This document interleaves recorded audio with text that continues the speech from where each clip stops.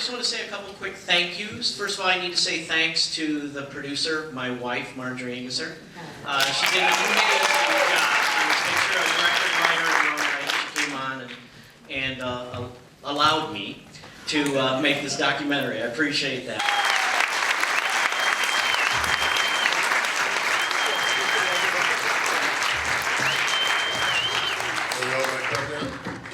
Why don't we go ahead and go down the line at this point and introduce...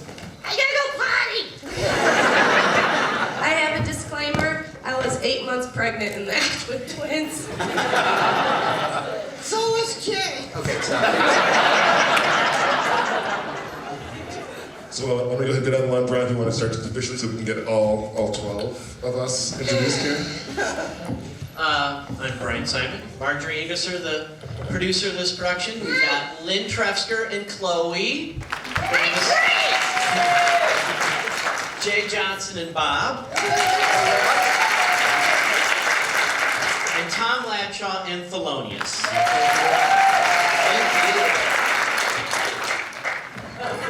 If I have to go over there and separate the two of you... This is exactly how it was when I went to film. This is why no one else on staff wanted to do this Q&A. Is that my daddy? Lynn, where do you find your character? Oh, her? She's not paying attention. Actually, this is my newest one. I work for Disney Cruise Line, and I know I needed something that was small, something little, and I sit in a trunk here. And so I needed a little character, and I have 5 little kids, so I kind of get some of my stuff from her. 5 from them. kids? My God, when do you have time to do ventriloquism? So the question I have for you, Bryan, before this is entirely out of our hands, is how you got in contact with all these people and how you didn't get frightened away. I actually discovered ventriloquism late in life and saw Jay on soap. I was a little bit older. I'm not a ventriloquist. I don't learn puppet or anything like that. And I saw Jay on soap, and it just blew me away. And I think soap was the first real water cooler program where people the next morning would talk about the previous night and what had happened on soap. And then I saw him at the comedy clubs in the Chicago area where I'm from, and it tapped into something, you know, that 8-year-old kid that was lurking inside me. But ventriloquists, it's a small community. And so often they are portrayed as crazy, schizophrenic, you know, the whole magic thing. And, Never heard that, guy. Never heard that. They were not readily available for me because they just weren't sure. And the first person I talked to was Kelly Asbury. And then Kelly said, yeah, come on over and we'll talk a little bit. And he then contacted other people that I was trying to get a hold of. Basically, he gave his stamp of approval to Bryan. That's exactly right. That's really true. Yeah. And emails were flying and phone calls, and Kelly said, you know, this guy really actually likes ventriloquism and doesn't want to continue to make fun of us, so let's see what happens. And that I'm No Dummy was the result. And everybody gave so much of their time, countless hours of interviews, and they're an amazing bunch. I have to say something about Bryan Simon, who's a wonderful guy. I wouldn't, this is not something I would normally do. I wouldn't give my time to somebody that I just met. I wouldn't fly to Seattle to be at a world premiere, except for this guy who has a way of making comment in front of a camera. But what he didn't do, and we've all been ambushed, I think, by a reporter that say, I'd like to do an article on you, and you give the time, you do it, you say what you want to say. Is this going to go on a long time? But then the article comes out and it's you know, it's talking about how weird it is and how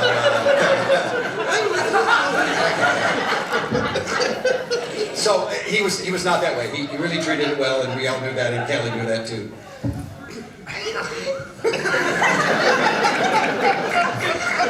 Yes, the corner back there. And I found that none of the ventriloquists I interviewed were anything but, you know, just mad geniuses. They were they were incredible. All the things they could do, and the puppets go away. You know, they're not bringing them out and meeting you at the door with them or anything like that. I was at nap time. And even when we take breaks from filming, they go in the case, you know, and then they bring them out. And Lily Tyler talked about that. How are you ever gonna film me? For Christ's sake, just talk. Yakety, yak, it's a director. You guys right there? Yeah, are you gonna do this for him again, multiple puppets and people? I like it, it works. When can you make it? Nah, come on, stop. I don't know. Tomorrow at the matinee, they'll be here. But I'm not sure that these three have ever been on stage together before. No. They have never been on stage together.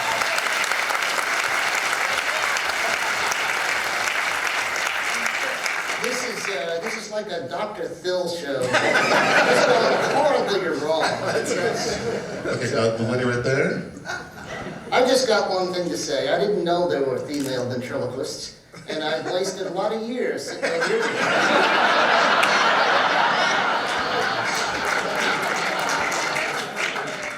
But it's actually an interesting question. Has anyone ever swapped characters? Oh, jeez, what does that sound like? I don't get it. That's all right. We only You're- three. Is this like a porno idea? I don't know. I think that there's some surviving film footage of Edgar Bergen and Paul Winchell, I believe, on a Cavalcade of Stars.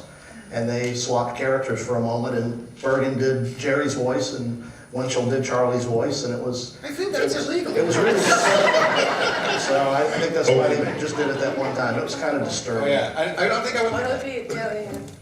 I don't want anybody else touching my gizmos. Trust me, I have, and you shouldn't. Okay. It's right there. Jay, do you still do, I don't remember the monkey's name, but do you still use... Oh, yeah, Darwin. Yeah, Darwin. he was briefly in the film, but yeah. He's my hero. He's always been my favorite. Thank you. No offense, Bob. Yeah, eat it. Okay, fine. You're getting a timeout. Your film has done a great job of reminding us what we all loved about ventriloquism, and many of us who remember a lot of the characters in the movie that go back.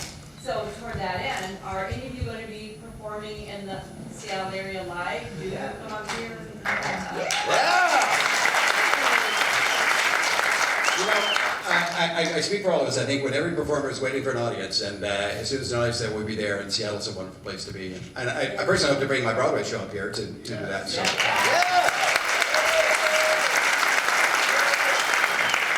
If there are any agents in the audience, come That's down right. here. Come see us. On that note, we're going to have to draw this one to a close.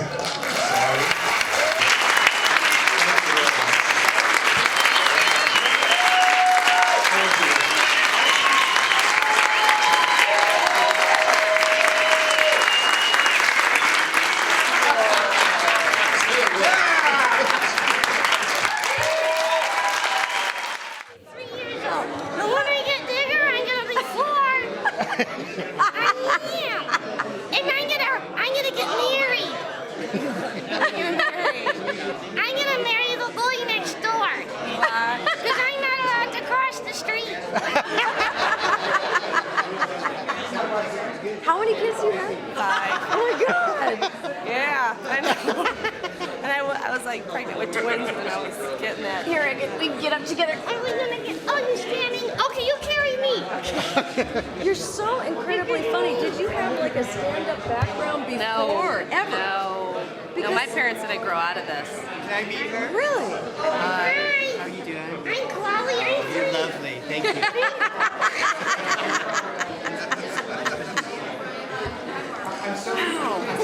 You had a dog. When I want to get a dog. We do. You don't have a pet? You're a pet? Yeah, me neither. Son, my neighbor lady, she has a pet. Yeah. She calls him Precious and I call him Stinky. Hi. All the little I'm Chloe. I thought you might be Chloe. Are you Chloe? I'm free. You don't have a right yet? Huh? You don't have a right yet, your name?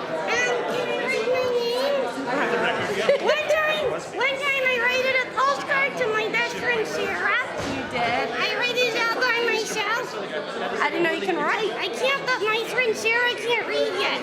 Okay, that works out really well. I know. You want me to sign it? If you wouldn't mind, or your friend Hold can sign on. it too. I'm trying. That's my friend Natalie. She's my best friend. Very good person. She's my best